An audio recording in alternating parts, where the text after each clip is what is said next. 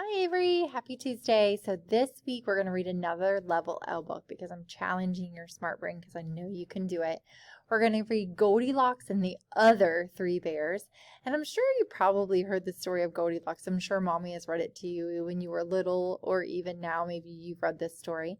So we're going to read this story today together. And last week, remember, we talked all about characters and their traits, and we're going to continue to do that this week. So as I read and as you read this week, I want you to think about how would you describe the characters and why would you describe them that way, okay? So we know last week, Jasmine, she had a big spelling bee, and she was feeling very nervous because she didn't know that she was going to be up against older kids. So her feeling was nervous. And the reason that she felt that way is because she didn't know that she was going to be up against older kids, okay? So as we read this week, I want you to continue to think about the characters, how they are feeling, and why they are feeling that way. All right, Goldilocks and the Other Three Bears. Once upon a time, there lived a youngster named Goldilocks. One day, she went for a walk in the woods. She came upon a house and knocked on the door. No one answered, so she walked in. And before I forget to tell you, you can read this book in Reading A to Z, just like last week, because I put it in your assignment. 3 bowls of porridge sat on the table. The yummy smelling food made her hungry. First, she tasted the porridge from the big-sized bowl. Yow! She yelped. This porridge is too hot. Then she tasted the porridge from the mid-sized bowl. Black! She groaned. This porridge is too cold. Next, she tasted the small-sized bowl of porridge and said, this porridge is just right. She gobbled it all.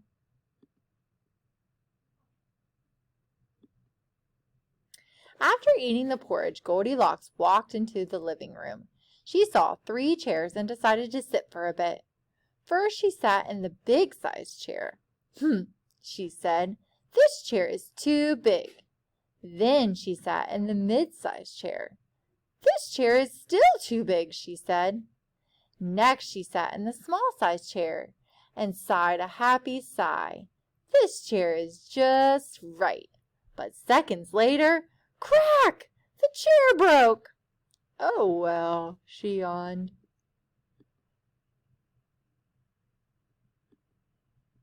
A sleepy Goldilocks climbed the stairs looking for a bed. She lay down on the big-sized bed, but it was too hard. So she lay down on the mid-sized bed, but it was too soft. Then she lay down on the small-sized bed, and it was just right. Zzz.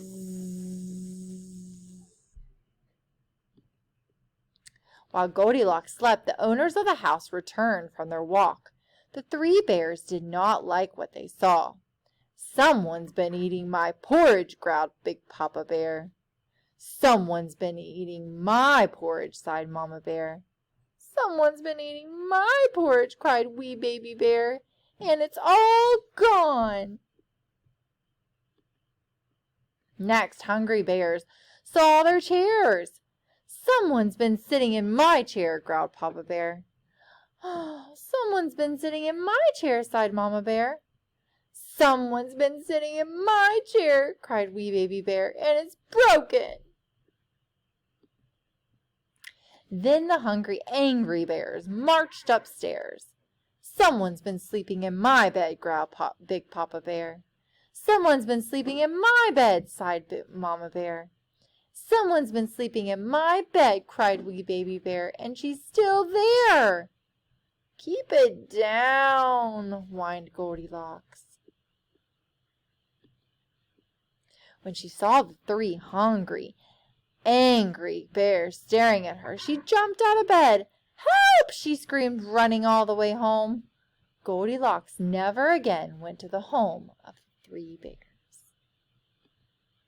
All right, so I hope you enjoyed this version of Goldilocks and the Other Bears. And tomorrow we'll take another look at this story. All right, see you tomorrow.